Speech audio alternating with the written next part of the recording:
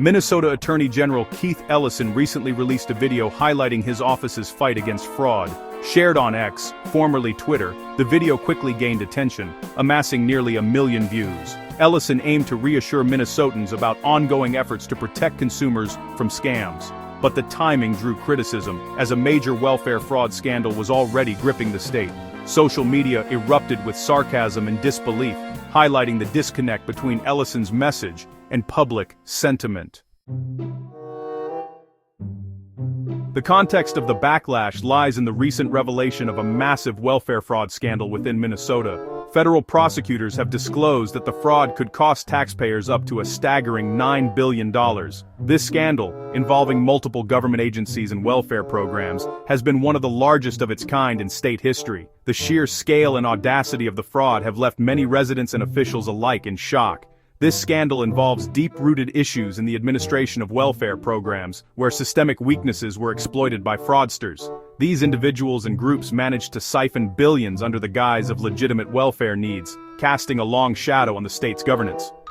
The fraud's discovery has been a wake-up call, raising questions about oversight, accountability, and the effectiveness of existing anti-fraud measures.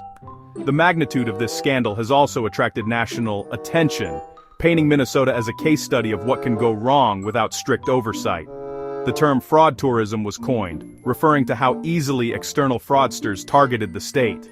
As the investigations continue, the public's demand for transparency and justice grows louder, placing pressure on officials to rectify these failures. The reaction to Ellison's video has been swift and unforgiving, with critics from various sectors voicing their discontent. Notable figures, including politicians and journalists, took to social media to express their skepticism and disappointment. Among them was Texas Senator Ted Cruz, who mockingly commented, "Arsonist claims to be firefighter," highlighting what he saw as hypocrisy in Ellison's message. Minnesota Representative Tom Emmer also joined the chorus of criticism, stating, "You've done nothing but enable and exacerbate fraud in Minnesota. This all happened on your watch." Such statements reflect the broader sentiment of frustration and betrayal felt by many Minnesotans. They argue that the fraud occurred during Ellison's tenure as Attorney General, questioning his oversight capabilities. Reporters and commentators like Michelle Tafoya and Andy Ngo further fueled the debate by pointing to the irony of the situation. Joe Tayrab, a former federal prosecutor associated with fraud cases, bluntly stated, "Scammers were right. Minnesota was an easy target." These voices amplify the public's demand for accountability and raise doubts about the effectiveness of current anti-fraud strategies.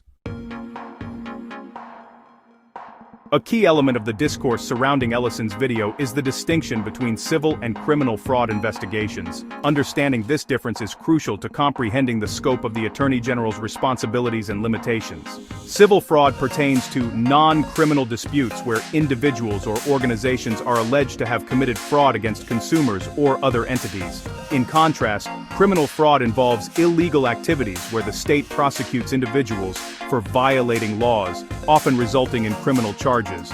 Ellison's video primarily focused on the civil aspect of fraud prevention, which seeks to protect consumers and hold businesses accountable for deceptive practices. This distinction is essential to grasp why certain criticisms may not fully apply to Ellison's role in the welfare fraud scandal.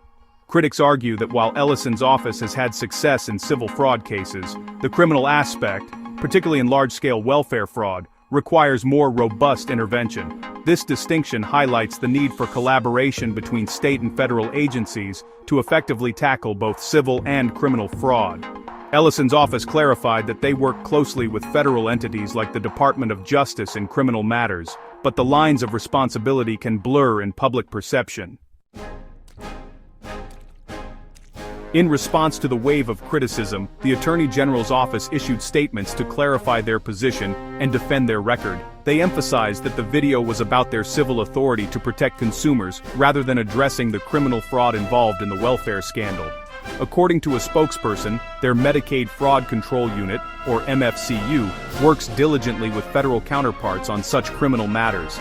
the MFCU has reportedly been successful, securing over 300 convictions and $80 million in judgments for the state over the past 7 years. This track record was recognized by a federal audit, which noted Minnesota's impressive number of Medicaid fraud convictions compared to other states of similar size. These statistics were presented to counter the narrative that Ellison's office was ineffective or negligent.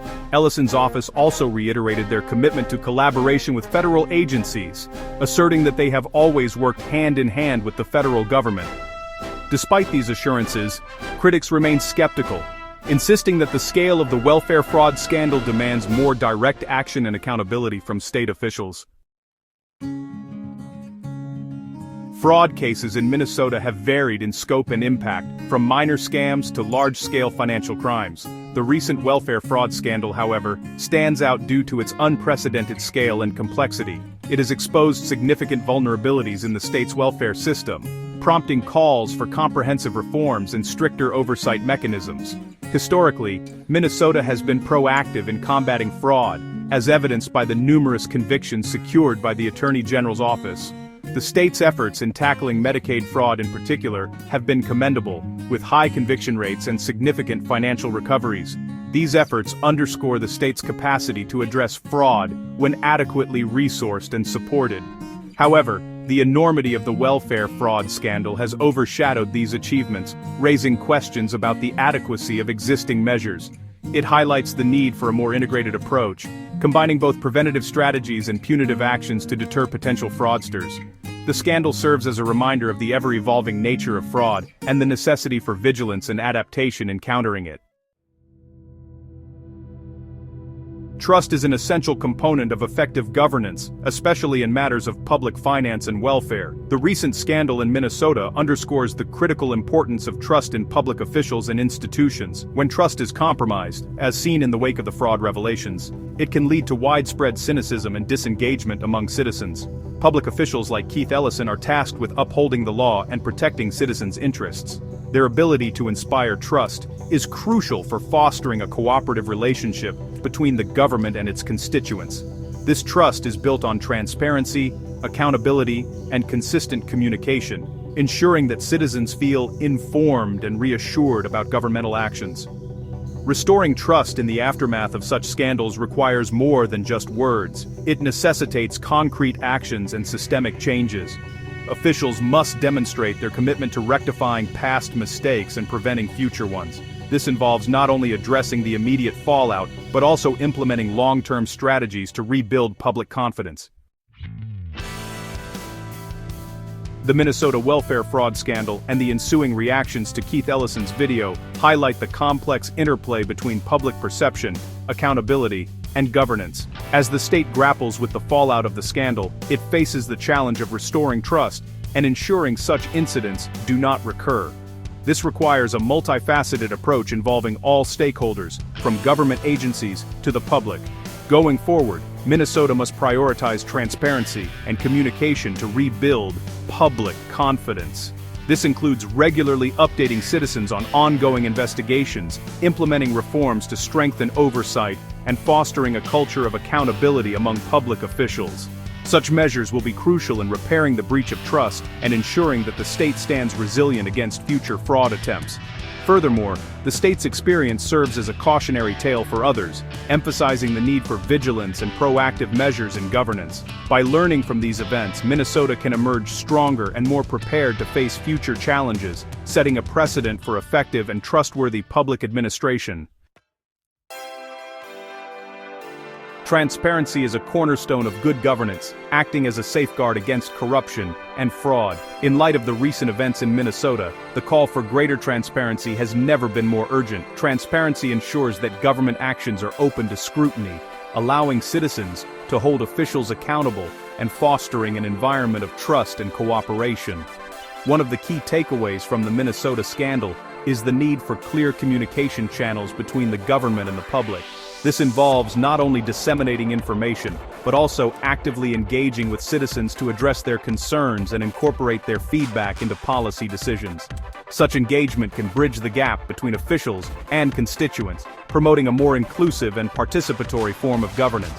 Ultimately, transparency is not merely a policy choice, but a fundamental principle that should guide all aspects of public administration.